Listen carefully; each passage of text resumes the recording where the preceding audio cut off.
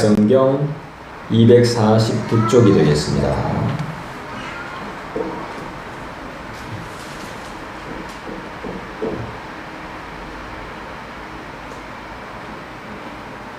(249쪽) 250쪽 로마서 8장 11절 말씀입니다.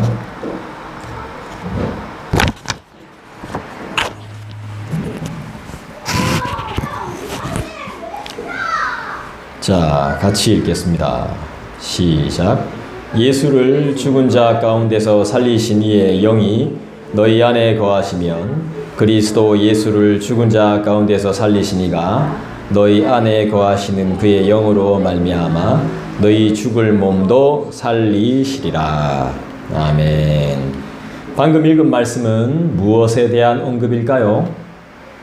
예수를 죽은 자 가운데서 살리신 이의 영이 너희 안에 거하시면 그리스도 예수를 죽은 자 가운데서 살리신 이가 너희 안에 거하시는 그의 영으로 말미암아 너희 죽을 몸도 살리시리라. 무엇을 언급하는 말씀일까요? 가만히 한번 생각해 보시죠. 모르겠다 싶으면 다시 한번 읽으셔도 되고, 오늘은 사도신경 11번째, 이제 마지막이 다가왔습니다. 부활과 영원에 관해서 말씀드립니다. 다음 주는 이제 영생에 대해서 말씀하고 화려하게 마치도록 하겠습니다. 그 전 것이 생각 안 나셔도 됩니다. 오늘이 중요한 것이기 때문에 생각 안 나면 다음에 또 제가 여러분께 말씀드리면 되죠. 그래서 오늘을 더 집중해서 더 우리가 이 말씀을 하나님이 주시는 교회를 위한 하나님의 말씀을 우리가 받으면 되겠습니다. 여러분 오래 살고 싶죠? 죽지만 다시 부활하고 싶죠?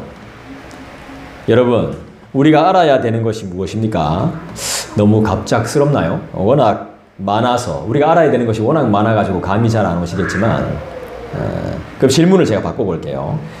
제가 질문하는 이유는 원래 이 신앙 고백은 묻고 답하는 겁니다. 사도신경도 원래 묻고 답하는 문답 형식이었습니다. 그래야 덜 까먹습니다.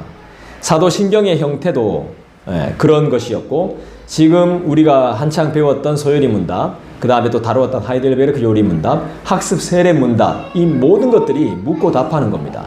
왜냐하면 오랫동안 우리 안에 기억에 남고 누가 물었을 때 우리도 그렇게 답하기 위해서 함께 공부하고 나누는 것이죠. 우린 무엇을 알고 있습니까? 이렇게 묻는다면 기독교에 대해서, 예수님에 대해서 무엇을 알고 있습니까? 무엇을 말할 수 있습니까? 이렇게 묻는다면 우리는 참 어떻게 대답해야 될까요? 많은 것을 알고 있습니다. 그죠? 우리 많은 것을 알고 있어요. 그러면 구약으로 가서 구약이라는 성경 속에서 우리 하나님께서 이 땅을 살아가는 인생들에게 하신 놀라운 일이 있어요. 그것이 뭘까요? 구약에서 하나님이 이 땅을 살아가는 인생들에게, 구약을 살아가는 인생들에게 하신 놀라운 일이 있단 말입니다. 자, 예수에 대해서, 기독교에 대해서, 하나님에 대해서 참 할 말이 많은데 중요한 말을 해야 되겠죠. 어떤 말을 해야 되겠습니까? 따라합시다. 생명. 구약의 하나님은 구약을 살아가는 인생들에게 뭘 주셨다? 생명을 주셨다. 생명을 주셨다는 게 뭐예요? 죽은 것을 다시 살렸다 이 말이죠. 죽은 것을, 죽어가는 것을, 죽을 수밖에 없는 것을 다시 살려놨다 이 말입니다. 한번 볼까요? 찾아볼까요? 에스겔서 37장. 구약성경 1209쪽 1209쪽 에스겔서 37장을 한번 찾아보시죠.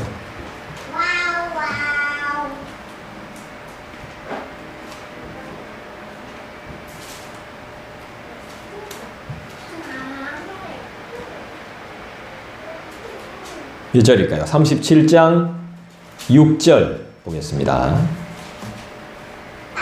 같이 읽어볼까요? 시작. 너희 위에 힘줄을 두고 살을 입히고 가죽으로 덮고 너희 속에 생기를 넣으리니 너희가 살아나리라. 또 내가 여호와인 줄 너희가 알리라 하셨다 하라. 알고 있다는 겁니다. 나를 살리신 분이 누구고 나에게 생명을 주신 분이 누군지 알고 있다는 겁니다. 참 귀한 거죠. 에스겔의 신앙 고백이 우리 모두가 부활을 믿는 믿음의 고백이 되었으면 좋겠습니다. 힘줄을 두고 살을 입히고 가죽으로 덮고 우리에게 생명을 허락하신 분이 누구십니까? 여호와. 구약이 말하는 여호와는 우리를 구속하는, 구원하는, 구원자를 말하는 그 명칭이죠. 지금은 우리가 하나님 아버지라고 부릅니다. 여러분, 우리는 살아가면서 무슨 일을 겪게 되냐 하면 슬픈 일을 겪게 됩니다. 살아가면서 상처를 엄청나게 많이 받습니다. 고생이라고도 표현을 합니다. 슬픈 일을 많이 겪게 돼요. 그 중에서도 여러 가지가 있겠지만 그 중에 가장 슬픈 게 뭐죠? 신앙인은 딱 이렇게 다르다니까. 내가 받은 상처가 중요한 게 아니라 내가 사랑하는 사람이 내 곁을 떠나는 걸 가장 슬퍼합니다. 그리고 육신으로 고통을 받는 것을 우리는 가장 슬퍼해요. 그래서 대신 아파주고 싶다. 대신 내가 그 병을 앓고 싶다라고 할 정도로 그렇게 우리는 사랑이 많습니다.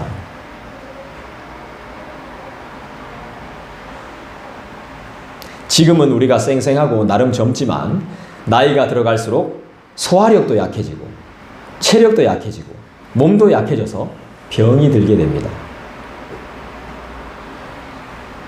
돈을 잃는 것, 참 많은 것을 잃는 것이지만 건강을 잃는다는 건 어떤 것이죠? 전부를 잃는 것과 같죠. 우린 지금도 죽음을 향해서 한 걸음 한 걸음 나아갑니다. 그래서 1살, 2살 걷고 먹고 있습니다.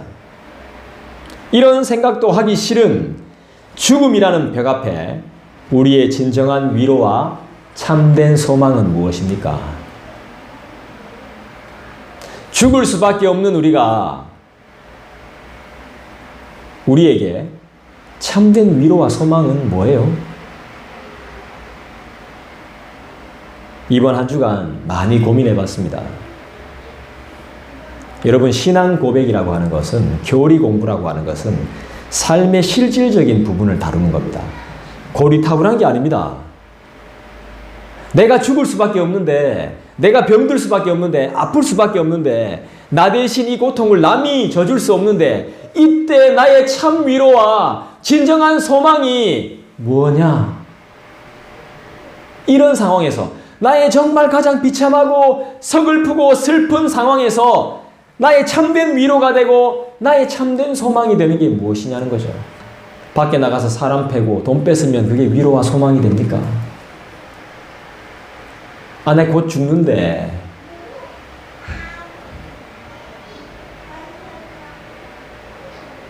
알렉산더인가요?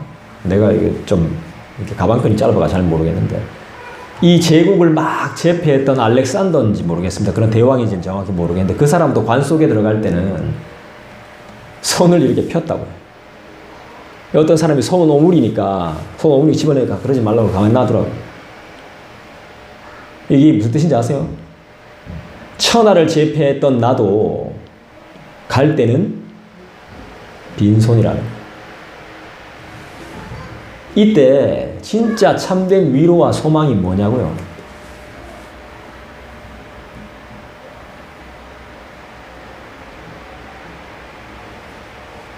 죽음을 피할 수 없는 우리에게 진정한 소망과 참 위로는 몸이 다시 사는 것입니다. 아멘. 오늘 사도신경의 마지막 부분입니다. 몸이 다시 사는 것과 영원히 사는 것을 믿습니다 라고 했습니다. 처음부터 끝까지 믿습니다야. 여러분은 처음부터 끝까지 믿는다고 말했어. 전능하사 천지를 만드신 하나님 아버지를 믿고 마지막까지 왔어요. 우리가 몸이 다시 사는 것도 믿고 영원히 사는 것까지 다 믿는단 말이야. 알겠습니까? 네. 이까지 왔어요. 여기까지 왔습니다. 우리에게 참된 소망과 위로는 몸이 다시 사는 것과 영원히 사는 것을 믿는 거예요. 이걸 애들한테 가르쳐 주라고요. 다른 게 필요 없어요. 내 손가락을 가르쳐 주지 말고 그걸 가르쳐 주라고. 오리지널을. 너는 영원히 살고 다시 산다고 가르쳐 주라고. 다시 태어날 때는 네 몸이 지금보다 더 멋지고 얼굴이 더 잘생기고 얼굴이 더 예쁘다고 말해주라고. 완전히 다른 몸이 된다고. 순간이동도 할 수 있다고. 그걸 말해주세요.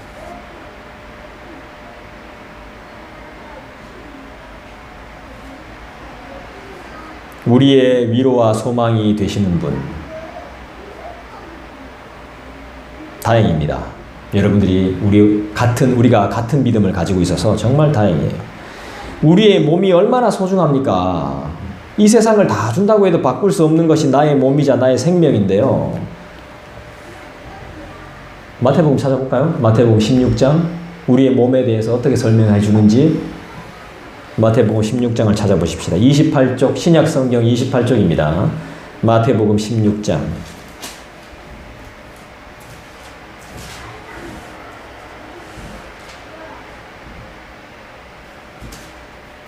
26절 마태복음 16장 26절 다 같이 한번 읽어보겠습니다. 시작.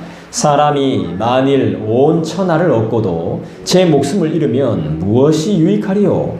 사람이 무엇을 주고 제 목숨과 바꾸겠느냐?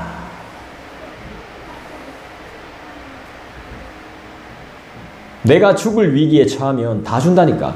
통장에 뭐가 있고 가방 다 가져가시고 제발 목숨만은 살려주세요. 안 바꾼다니까요. 성경도 생명의 소중함을 분명하게 꼬집어서 말해줍니다.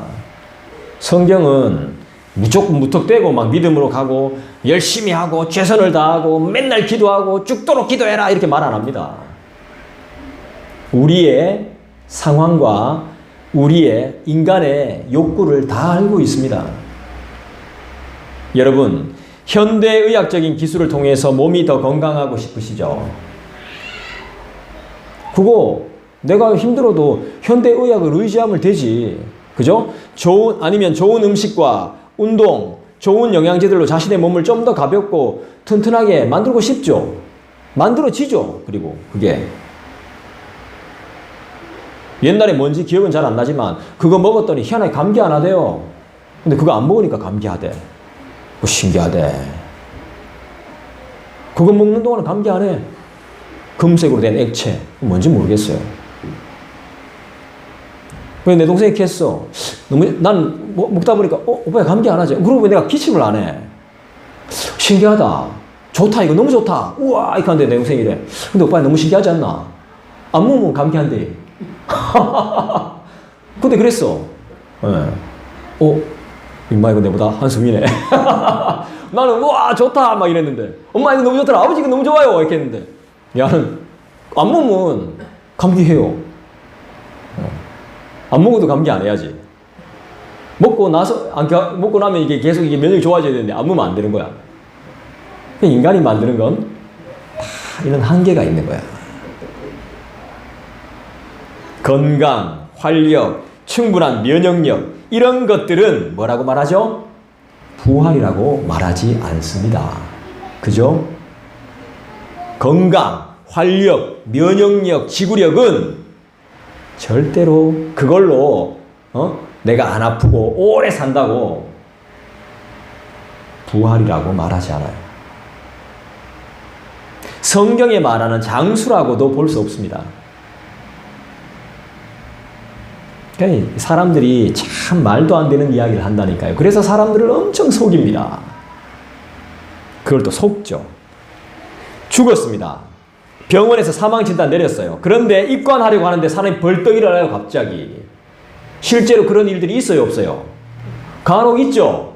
아니, 뭐 다 해놨는데 이제 두드리가 연락하는데 쿡쿡쿡 하니만 벌떡 일어나, 사람이.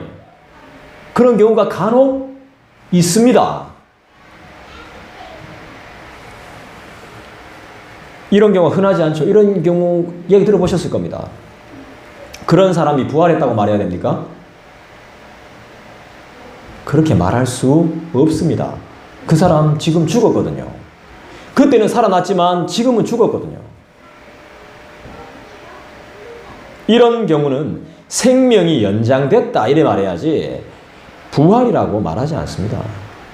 성경도 마찬가지입니다. 죽었다가 살아난 사람 있죠? 성경에서도.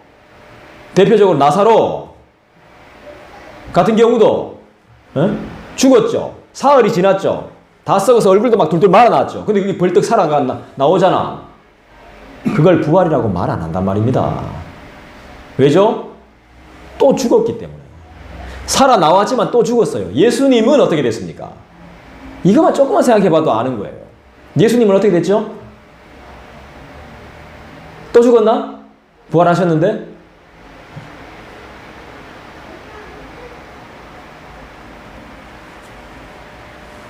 약 먹고 좋아진 것도 건강이 좋아진 것이지 부활이라고 말 못해요.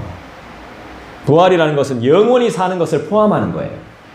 세상은 부활이 없어요. 미안하지만 세상은 부활이 없습니다.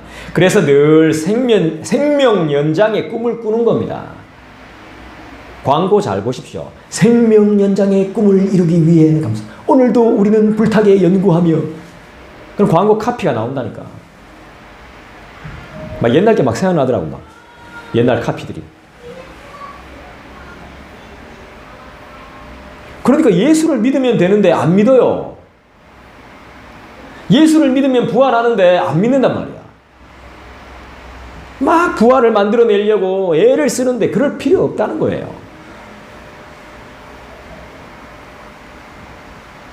왜 소유하려고 왜 소유만 하려고 하고? 공유하려고는 안 하고, 향유하려고는 안 하고,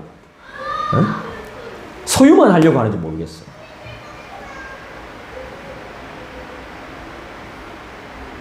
하나님이 주신 건데.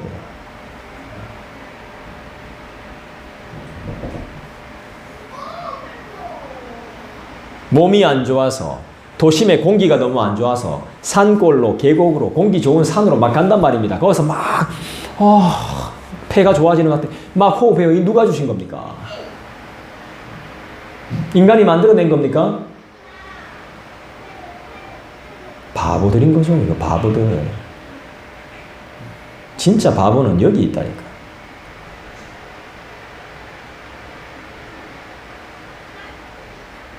요한복음 11장을 찾아볼까요? 165쪽, 신약성경 165쪽, 요한복음 11장.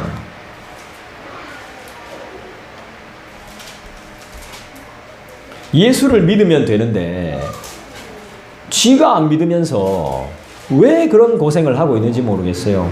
자, 예수가 어떤 분이십니까? 요한복음 11장 25절 한번 찾아보십시다. 같이 읽겠습니다. 시작. 예수께서 이르시되 나는 부활이요 생명이니 나를 믿는 자는 죽어도 살겠고. 성경이 분명히 말씀하죠.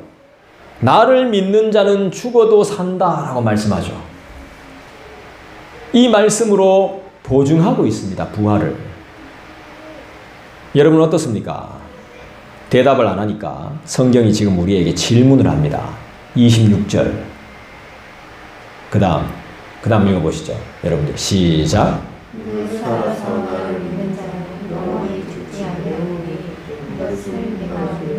여러분 믿습니까? 아멘으로 답하는 우리는 무엇을 알아가길 소원하고 어떤 소망을 가지고 삶을 살아가나요? 부활, 그리고 영원. 소망하면서 살아가죠. 이것이 우리의 참된 위로이자 소망이 되는 것 아니겠습니까? 하나님을 더 알기를 원하고 늘 닮기를 소망하며 더 나아가 만나 뵙기를 소망하죠. 맞습니까? 욥기 19장을 찾아봅시다. 구약성경 780쪽. 욥기 19장.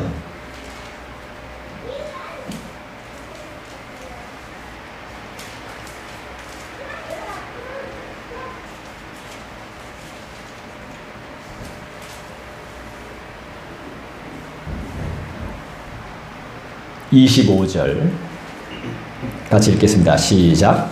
내가 알기에는 나의 대속자가 살아계시니 마침내 그가 땅 위에 서실 것이라. 다음. 내 가죽이 벗김을 당한 뒤에도 내가 육체 밖에서 하나님을 보리라. 27절. 내가 그를 보리니 내 눈으로 그를 보기를 낯선 사람처럼 하지 않을 것이라. 내 마음이 초조하구나.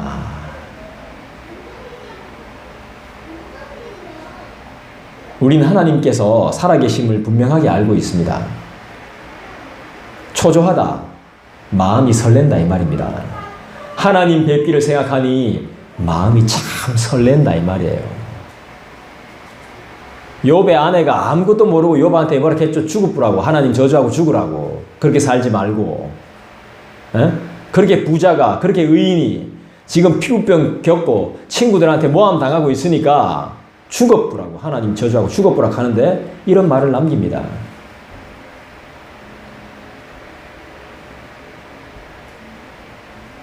하나님을, 내 육체 밖에서 하나님을 보리라. 죽어도 난 하나님을 만날 거란 말이죠. 내 마음이 그런 생각을 하니 내 마음이 초조하구나.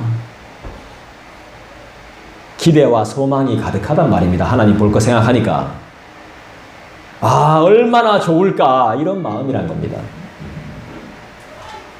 사도신경을 신앙으로 고백하는 자로서, 그리고 예수 그리스도를 나의 주님으로 영접한 자로서, 성부, 성자, 성령의 이름으로, 삼위 하나님의 이름으로 세례를 받은 자로서 부활과 영생을 소망하는 삶이 되시기를 진심으로 축원드립니다.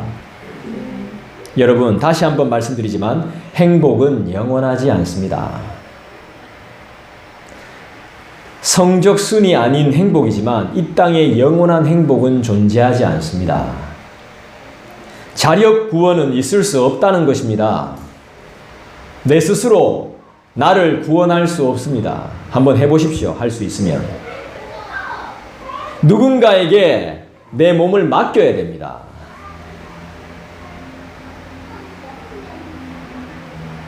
나 아닌 다른 누군가가 나를 건져줘야 내가 사는 겁니다.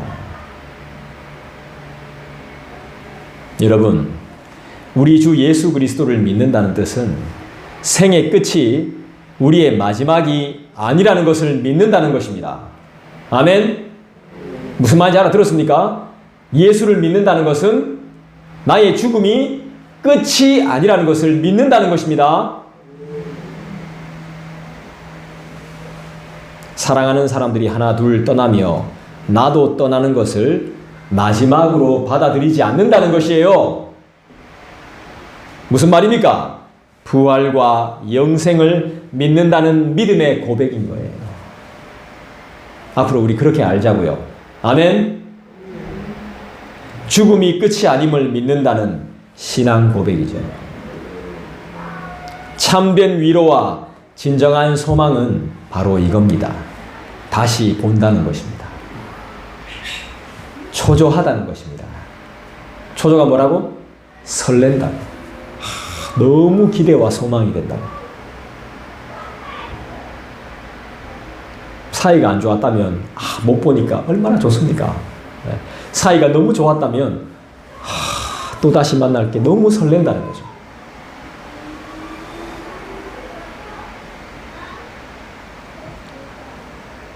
예수 그리스도를 끝까지 믿는 신앙 고백. 그래서 우린 사도신경을 소홀히 고백할 수 없는 것이죠. 우리는 이때껏 자기의 죄 앞에 상당히 비겁해 왔죠. 하지만 이제 신앙 고백을 배우는 우리는 그럴 이유가 없죠. 왜요? 우리의 영을 죽이지 못하는 자를 두려워할 필요가 없기 때문이죠. 우리 하나님은 누구의 하나님이시죠? 나와 우리와 교회의 하나님이시죠.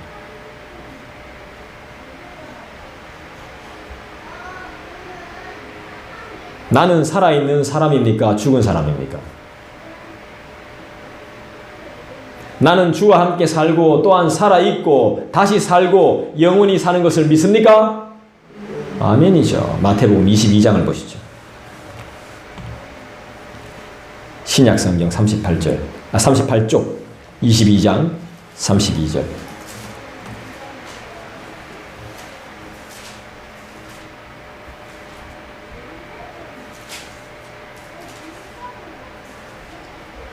나는 살아있습니까? 죽었습니까?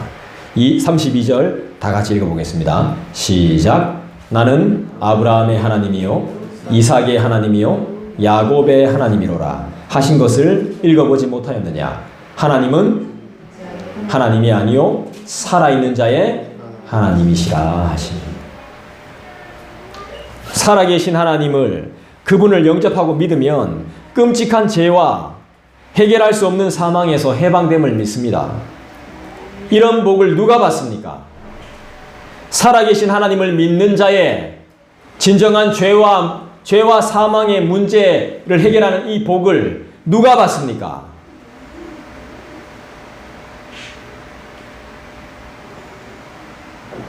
요한복음 20장을 찾아봅시다. 184쪽.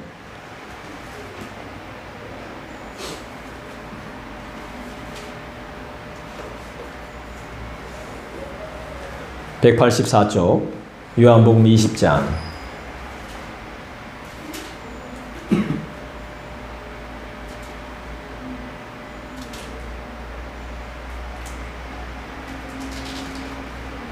29절 같이 읽겠습니다. 시작. 예수께서 이르시되 너는 나를 본고로 믿느냐? 보지 못하고 믿는 자들은 복되도다 하시니라. 바로 우리입니다. 실제로 못 봤어요. 본 적 없어. 그런데도 본 것처럼 믿어요. 있는 것처럼 기도해. 진짜 내 옆에 있는 것처럼. 뭐죠? 미친 건가요? 설명이 안 돼. 그죠? 뭘로밖에 설명이 안 되지? 따라합시다. 은혜. 네, 은혜로밖에 설명이 안 되는 겁니다.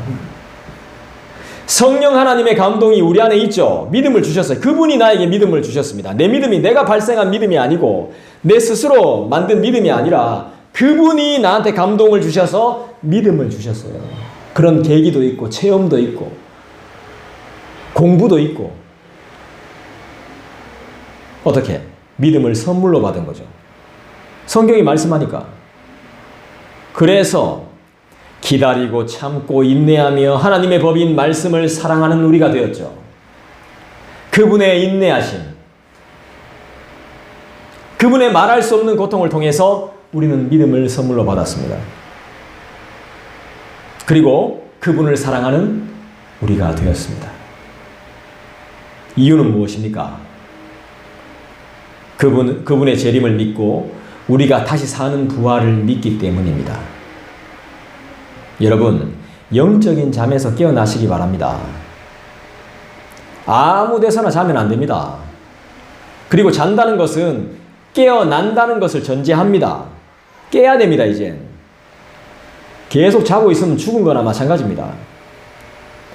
그리고 자는 사람을 보면 우리가 깨워야 하는 겁니다.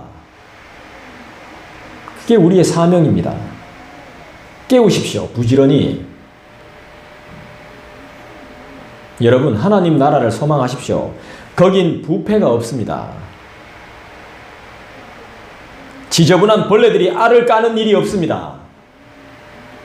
질병과 죽음과 슬픔이 없습니다. 판례도 안 납니다. 시간과 공간, 날짜와 장소 이런 제한도 받지 않습니다. 한계에 부딪히는 일도 없습니다. 사랑하는 성도 여러분, 믿음은 내가 전혀 예상하지 못하고 전혀 알지 못하는 것을 기대하는 것입니다. 나는 죽는 것을 경험하지 못했습니다. 죽어보지 못했다는 것이죠. 그런데 죽는 사람은 봤습니다. 임종은 늘 봐왔지만 나 자신은 당사자가 아니었다는 것입니다. 힘들고 어렵고 두렵다는 것은 어렴풋이 알지만 실제 경험은 한 적이 없습니다. 왜 그럴까를 생각해 보십시오. 실제로 있는 것인데 아직 경험이 없어 알지 못하는 것. 뭐죠? 경험이 없어 알지 못하는 것. 이게 없는 겁니까? 있는 거예요. 근데 나한테는 안 왔어요. 이게 뭐라 그러죠? 잠시 유보된 거라고 이야기해요. 잠시. 근데 이 잠시가 영원할 줄 알죠? 그날이 나한테도 반드시 옵니다. 반드시 저와 여러분의 삶 속에 발생하는 것들인데 유보되었을 뿐입니다. 재수 없습니다. 두렵기 때문이죠. 말이 씨가 된다고 합니다. 죽음을 이야기하는 것은 젊은 놈이 참 버릇없는 것처럼 보입니다. 정말 그럴까요? 아니에요. 우린 죽음을 당할 뻔한 사람들입니다. 죽을 뻔했던 사람들이에요. 인생의 고비와 숱한 아찔한 위기의 순간들이 있었습니다. 그런 기억들을 통해서 우린 예수 믿기를 잘했다는 마음이 생기기도 해요. 그리고 은혜를 막 떠올려요. 잠시 유보된 것에 때론 감사하기도 합니다. 그런데 그게 다가 아니라는 말이죠. 영원히 산다는 것. 영생이라는 것은 반드시 몸이 죽는 것과 다시 사는 것을 반드시 경험하게 합니다. 좀 어렵나요? 죽는다는 것은, 영생이라는 것은 반드시 죽음을 담보한다는 겁니다. 다시 사는 것이 되려면 죽어야 된다는 거예요. 경험해야 된다는 겁니다. 영원히 안 죽는 것이 아닙니다. 이 육체로는 안 된다는 겁니다. 이 육체로는. 여러분들의 몸뚱아리로는 안 돼요. 부활이. 죽어야 되는 거야. 왜? 하나님이 새 거를 주려고 하는 거예요. 새 거를. 헝거를, 그러니까 버리는, 죽음은 우리한테 버리는 거랑 마찬가지예요. 불행한 게 아니야. 근데 인간들은 안 죽으려고 막 하지.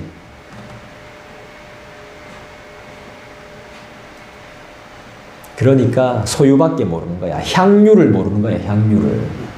성경이 말하는 향유를 모른다니까.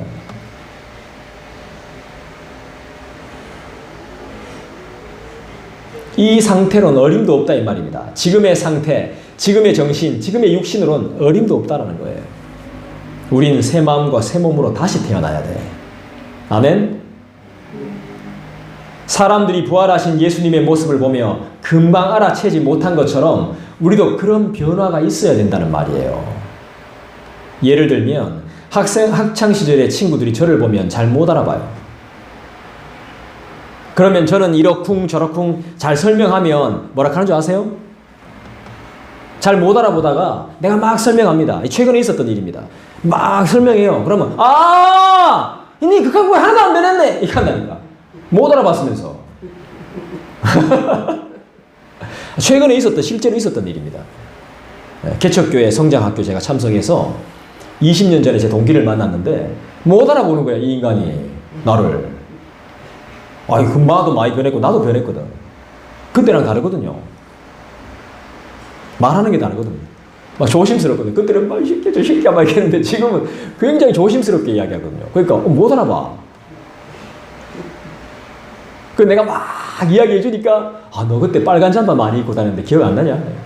카고보이 니 하나도 안 돼.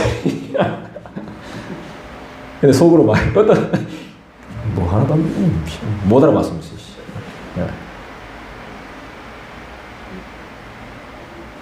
부활을 경험하지 못했는데도 그저 성장과 약간의 성숙으로도 낯설어 하는데 부활을 경험하면 어떨까요?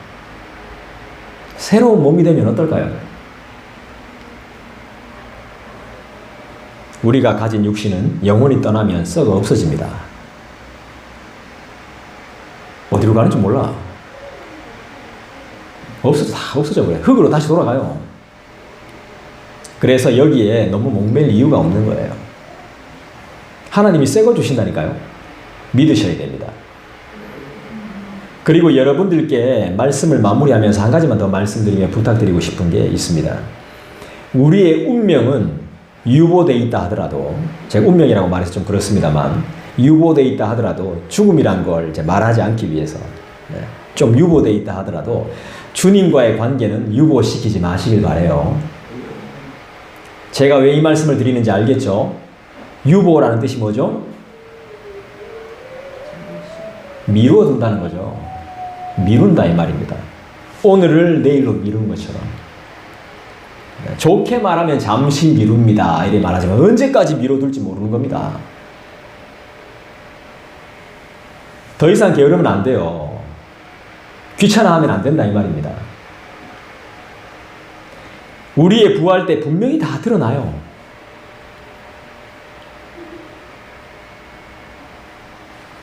요한복음 5장을 한번 찾아볼까요?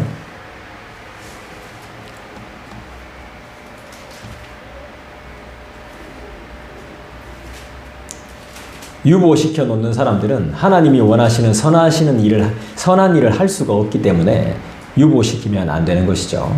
요한복음 5장을 찾아보겠습니다. 150쪽 27절부터 30절까지 읽어봅니다. 시작. 또 인자됨으로 말미암아 심판하는 권한을 주셨느니라. 이를 놀랍게 여기지 말라. 무덤 속에 있는 자가 다 그의 음성을 들을 때가 오나니 선한 일을 행한 자는 생명의 부활로 악한 일을 행한 자는 심판의 부활로 나오리라. 내가 아무것도 스스로 할 수 없노라. 듣는 대로 심판하노니 나는 나의 뜻대로 하려 하지 않고 나를 보내신 이의 뜻대로 하려 함으로 내 심판은 의로우니라. 우리 주 예수 그리스도의 심판은 의롭습니다. 정확하고 공의로운 심판입니다. 선한 일에 지혜롭고 게으르지 않은 자에겐 생명의 부활을 주십니다. 선한 일이 뭐겠습니까?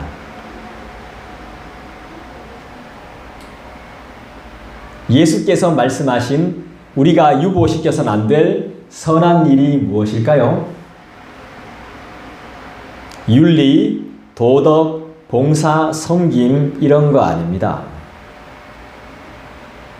사랑할 수 없는 인간, 배신자를 사랑하는 것입니다. 내 스타일과 감정과 이성으로 도저히 용납이 안 되는, 말도 안 되는 일이지만 순종하는 것입니다.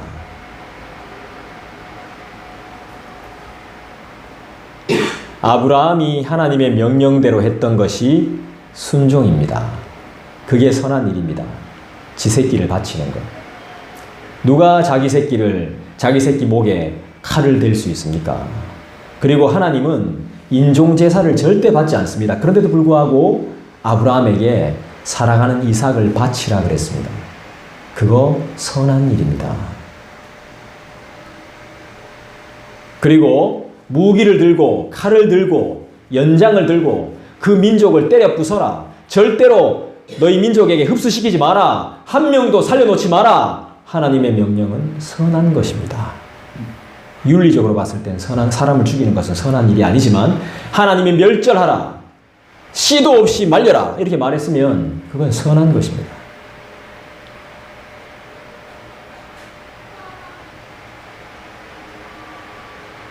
그리고 전능하신 나의 창조주께 무릎 꿇는 것, 손 드는 것, 항복하는 것이죠. 무릎을 꿇고 손을 든다는 것은 하나님께 항복한다는 의미입니다. 이길 수 없습니다. 그만 개겨야 됩니다. 밥 사주고 옷 사주고 생일 챙기고 기념일 챙기는 거 선한 일 아닙니다. 그건 기본이죠. 그건 기본이고 진짜 선한 일은 무릎 꿇는 겁니다. 반대가 뭐겠습니까? 선한 일의 반대. 저주와 재앙과 영원한 불못이 기다림을 기억해야 되는 것이죠. 우리는 말씀을 믿어야 영원한 즐거움을 누릴 수 있습니다.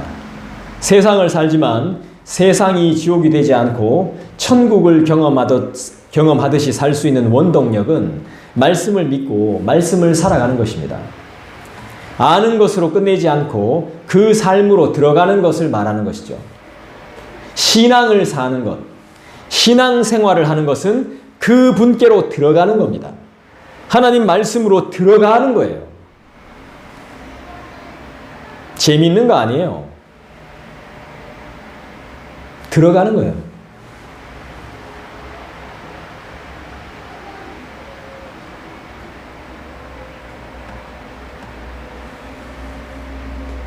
이 방법은 전에 배웠던 성령을 믿사오며를 여러분들이 상기하셔야 됩니다. 성령의 도우심으로 우린 이 지옥과 같은 곳에서 천국을 경험하며 사는 것입니다. 여러분, 내 편 있습니까? 내 편? 내 편. 남편밖에 없잖아. 남편. 내 편이 아니고 남편. 생각만 하면 막 씨가 절로 나오는 월드가 있잖아. 그거밖에 없잖아. 나쁘진 않다 해도 버틸 뿐이지 천국이 아니잖아. 지금 세상이 어떻습니까? 불량식품으로 세상은 먹는 것 가지고 사람을 갖고 놀고 있고, 치솟는 물가로 살림살이가 나아지지도 않고, 돈 쓰기 겁나는 세상이고, 각종 질병으로 애들 키우기가 만만치가 않죠. 백신도 듣질 않잖아요. 우리는 먹는 것으로, 마시는 것으로, 우리의 호흡으로 병을 앓게 되는 그런 세상이 되어버렸어요. 인간이 만든 것은 반드시 인간을 지배하게 돼요. 인간이 만들어 놓은 것으로 우리는 반드시 지배당하게 될 겁니다. 제가 야구를 보지만, 야구를 너무 좋아하지만 이제는 그닥 좋아하지 않습니다. 이유가 뭐냐 하면 그 순위표에서 자기들끼리 전쟁을 하고 있는 거야. 그 깨닫게 될 날이 올 겁니다. 아마 아무 의미도 없는. 응? 그 좁은 골대에 막 골 넣으려고 막 못 넣으면 막 죽을 때. 막 야유 보내고 막 서로 막 관중들끼리 치고받고 싸우고, 자기 팀 지면 막 격하게 막 진짜 막 사람 막 밟고 막 애도 없어 막 전쟁이 따로 있나 이게. 그 골 하나 못 넣었다고 막 살인 위협 당하고 막 살해하고. 어휴 참. 인간이 만든 것으로 인간이 지배당할 때가 왔다니까. 지금 오고 있다니까. 더 할 겁니다 이제 앞으로. 하나님은 그렇게 살라고 말씀하지 않았습니다. 인간이 만들어 놓은 틀 속에서 우리가 막 치고받고 하고 있는 거예요. 그 인간이 만든 그 법, 제도, 조직, 그 안에 처박혀가지고 자유함이라는 건 하나도 없고 막 안 되면 막 좌절하고 막 준비 안 됐다고 손가락질하고.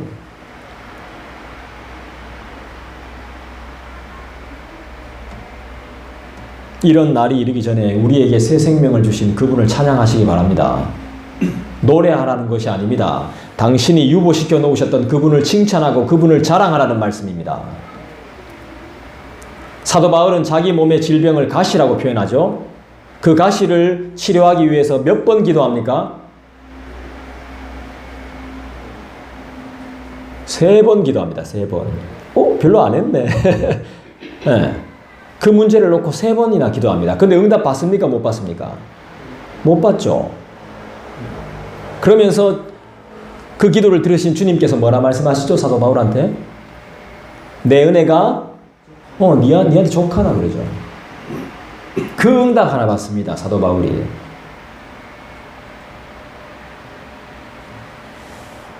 여러분이 만약에 이 상황을 경험하시면 마음이 어떨까요? 저번 주처럼 마음 상하고 기분 안 나쁠까요? 무슨 뜻인지 모르니까. 하나님이 왜 그렇게 말씀하시는지 모르니까. 저 인간이 왜 저렇게 말하는지를 도통 모르니까. 사도 바울은 달랐다는 거죠. 그 뜻과 의미를, 이유를 알아차립니다. 왜 고쳐주시지 않는지, 왜 그렇게 하지 않는지, 왜 자기의 뜻과는 반대로가 되는지, 내가 그렇게 간절하게 기도했는데 안 들어주는지, 내가 그렇게 건의를 했는데 왜 안 들어주는지 그 이유를 압니다. 사도 바울은. 그리고 나서 그 다음에 뭐라 하냐 하면 그 자신의 육신의 아픔을 통한 연약함을 자랑합니다. 사도 바울이. 안 고쳐줬는 걸 자랑한단 말이에요.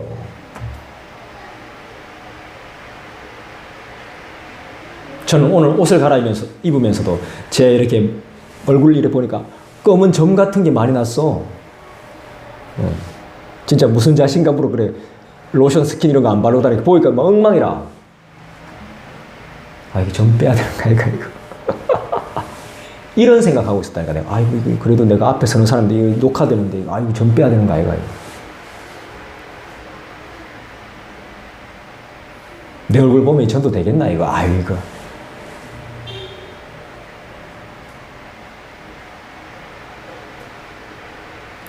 사도 바울은 자신의 연약함을 자랑하죠. 자신의 연약함을 통해서 주님을 더욱 자랑하는 삶을 살게 돼요. 약할 때 강함 대신에 예수 어린 양 존귀한 이름. 이건 진짜 약하지 않아 본 사람은 고백할 수 없는 고백이죠. 나의 부족함과 자신의 연약함을 통해 주님을 더욱 의지하게 돼요. 사도 바울은. 나에게 결핍을 주시는 이유가 뭐죠? 나에게 부족함을 주시는 이유가 뭡니까? 내가 고생하는 이유가 뭐죠? 나는 쓰기 싫은데 왜 계속 써야 하는 상황이죠? 나는 좀 모으고 싶은데 왜 계속 나가죠? 이유가 뭡니까?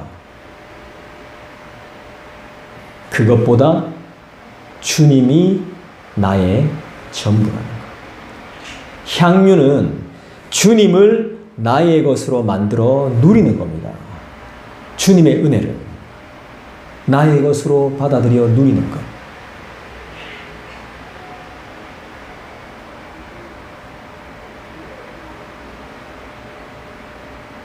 주님이 나의 모든 것, 전부이시기 때문에, 그리고 나머지는 배설물입니다. 라고 고백하죠. 이 고백을 하기 위해선 우리는 어떤 사람으로 바뀌어야 되는지 여러분 고민해 보신 적 있으세요? 나도 바울처럼 하나님의 자녀로 살고 싶으면 어떻게 해야 되죠?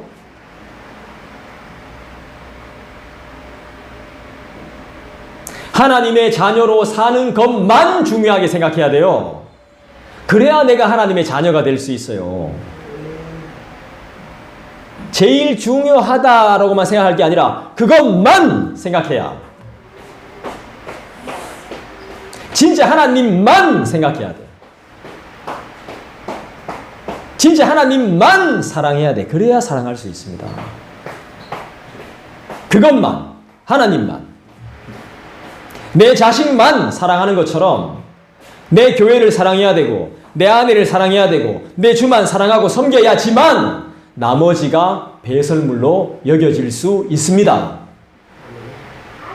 여러분 진짜 사랑하면 다른 것 안 보입니다. 진짜 사랑해 보십시오. 안 보입니다. 다른 거. 그것밖에 안 보입니다. 내 사랑이 많이 식었죠, 그죠?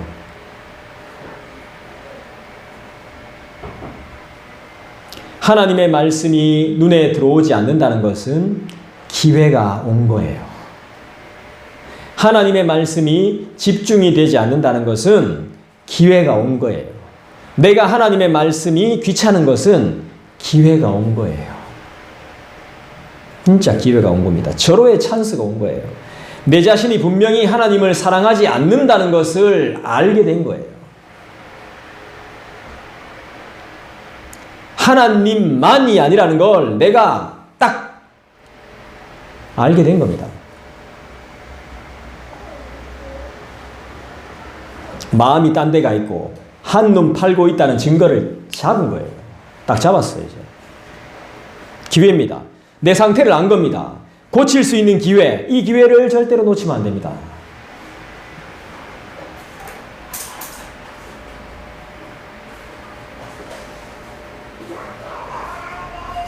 술 먹는 게 죄입니까?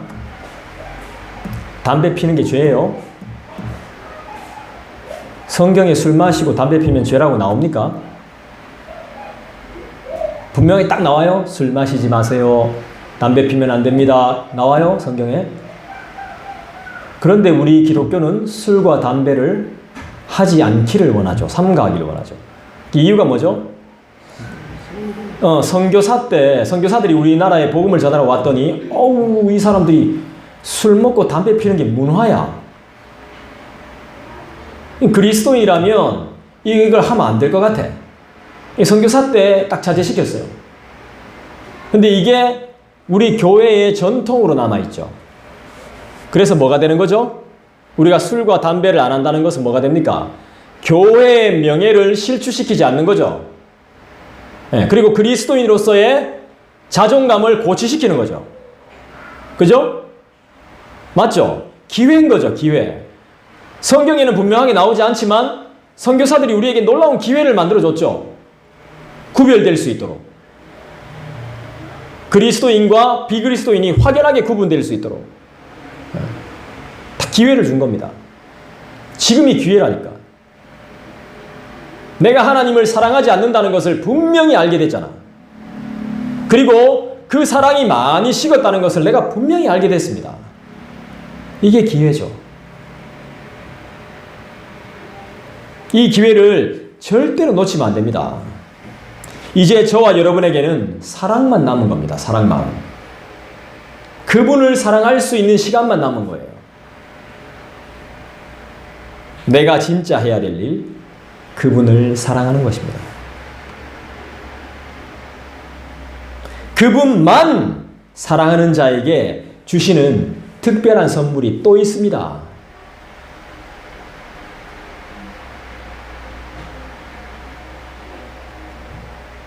마태복음 24장.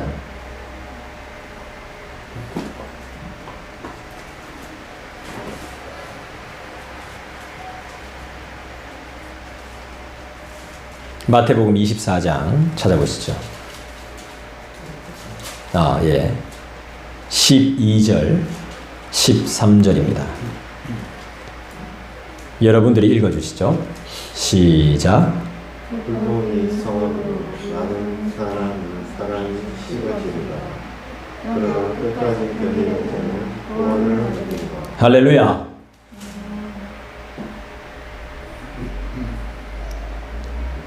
끝까지 견뎌서 구원을 받은 사람의 구원 후의 삶은 어떻게 정리가 되어질까요? 계시록을 볼까요? 21장.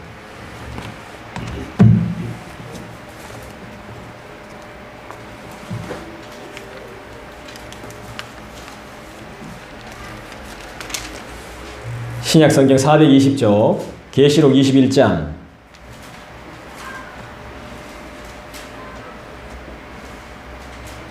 계시록 21장 4절입니다. 같이 읽어보겠습니다. 시작. 모든 눈물을 그 눈에서 닦아주시니 다시는 사망이 없고 애통하는 것이나 곡하는 것이나 아픈 것이 다시 있지 아니하리니 처음 것들이 다 지나갔음이로라.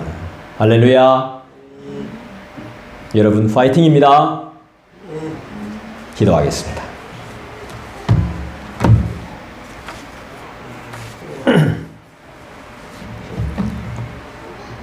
새하늘